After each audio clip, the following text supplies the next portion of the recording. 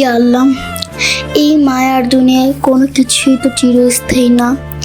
না এই পাহাড় সম কষ্ট, না রাতের পর জেগে থাকা নিঃশব্দ কান্না, না আমার এই বুক ভরা ভারী দীর্ঘ শ্বাসগুলো। সবই একদিন ফুরিয়ে যাবে, ঠিক যেমন একদিন ফুরিয়ে যাব আমি।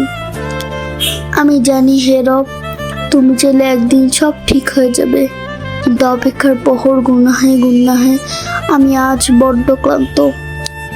হয়তো সেই মুহুল কাঙ্ক্ষিত একদিন আসার আগেই কোনো এক অজানা রাতে আমি হারিয়ে যাব চিরতরে, একদম নিঃশব্দে। দুনিয়ার কেউ টেরও পাবে না, কেউ কোনোদিনও বুঝবেও না কতটা বুক ফাটা আর্তনাদ আর চাপা ব্যথা বুকের ভিতর লুকিয়ে রেখে আমি সবার সামনে হাসতাম। আর আমি আর কাউকে আমার এত কষ্ট দেখবো না, আর কাঁদবো না কারোর সামনে, কারণ আমিও জেনে গেছি অবিরাম কাঁদতে কাঁদতে চোখের জল একদিন শুকিয়ে যায়। মানুষের এক সময় সান্ত্বনা দেওয়া ছেড়ে দেয়, কিন্তু মনের গহীনে যে অদৃশ্য রক্তক্ষরণ, যে তীব্র কষ্ট প্রতিনিয়ত আমাকে খুঁড়ে খুঁড়ে খায়, সেটা তো শুধু তুমিই বোঝো।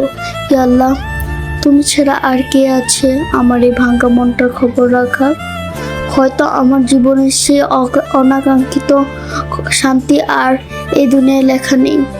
হয়তো সেই সত্যিকারের শান্তি সেদিনে আসবে, যেদিন আমি আর থাকবো না এই নিষ্ঠুর পৃথিবীতে, যেদিন আমার এই ক্লান্ত চোখ দুটো চিরকালের জন্য বন্ধ হয়ে যাবে, আর আমার জীবনের সব না বলা কথা, সব অবহেলা আর বুক চাপা কষ্টগুলো একদম নীরবভাবে চিরতরে মিলিয়ে যাবে তোমার পরম দয়া আর রহমতের কাছে।